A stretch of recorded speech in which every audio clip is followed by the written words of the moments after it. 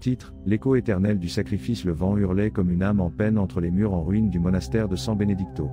Des siècles d'abandon avaient rongé la pierre, laissant des cicatrices sombres et profondes, témoins muets d'une histoire oubliée du monde, mais pas par les entités qui s'accrochaient encore à ce lieu maudit. L'air était dense, chargé du poids du désespoir et de la puanteur rance de la mort. Le professeur Armitage, un érudit de l'occulte avec une réputation aussi brillante que son obsession pour les secrets interdits, s'aventura dans le labyrinthe de couloirs délabrés. Il était accompagné de Sarah, sa jeune et sceptique assistante, équipée d'une lanterne qui perçait à peine l'obscurité. Armitage, avec ses lunettes à monture épaisse et son manteau élimé, tenait un livre ancien relié en cuir. Les pages, jaunies et craquantes, contenaient les détails d'un rituel interdit, le rituel de la vie éternelle. « Êtes-vous sûr de cela, professeur » demanda Sarah, sa voix tremblante. « Cet endroit.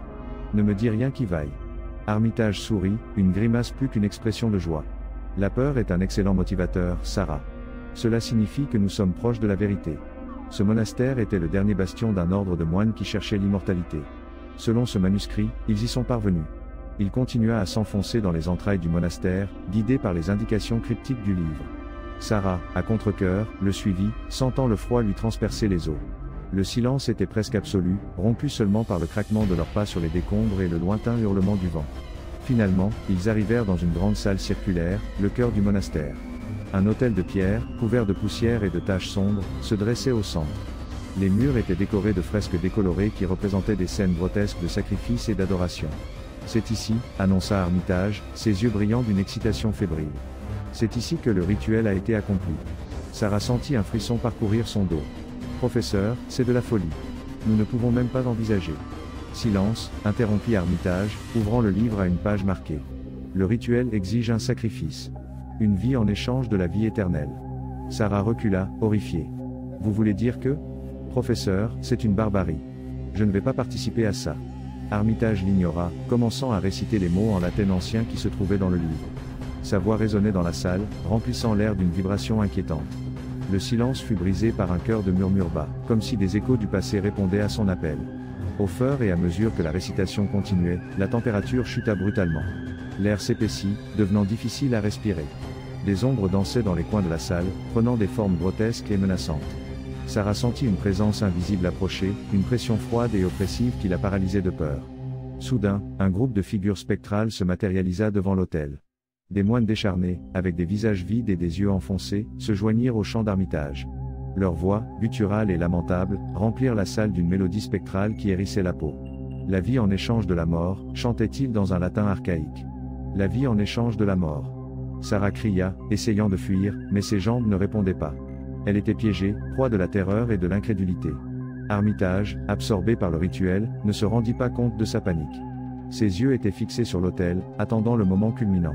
Lorsque le chant atteignit son apogée, une lumière sombre émana de l'autel, enveloppant Sarah dans son étreinte froide et paralysante. Elle sentit comme si son âme était arrachée de son corps, laissant derrière elle un vide immense. Armitage sourit, sentant une vague d'énergie parcourir son corps.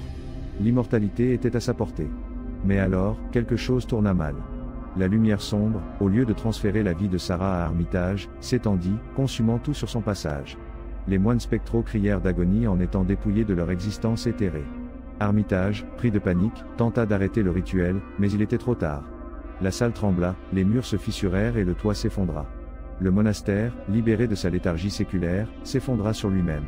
Sarah, ou ce qu'il en restait, observa tout depuis un plan existentiel différent.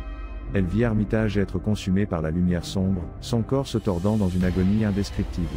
Elle vit les moines spectraux être entraînés dans l'abîme, leurs âmes criant en silence. Lorsque la poussière retomba, il ne resta qu'un cratère fumant où s'était autrefois dressé le monastère. Le rituel de la vie éternelle avait échoué, libérant une force sombre et destructrice qui avait consumé tout sur son passage. Mais l'écho du sacrifice résonnait encore dans le lieu. On dit que, les nuits de tempête, on peut entendre les chants spectraux des moines et le cri étouffé de Sarah, piégée à jamais dans les limbes entre la vie et la mort. Et si l'on s'approche trop, on peut sentir la présence froide et oppressive de la lumière sombre, attendant patiemment sa prochaine victime. L'écho éternel du sacrifice, un avertissement silencieux pour ceux qui cherchent à défier les lois de la nature et à jouer avec des forces qu'ils ne comprennent pas. La vie en échange de la mort, une promesse vide et un destin cruel.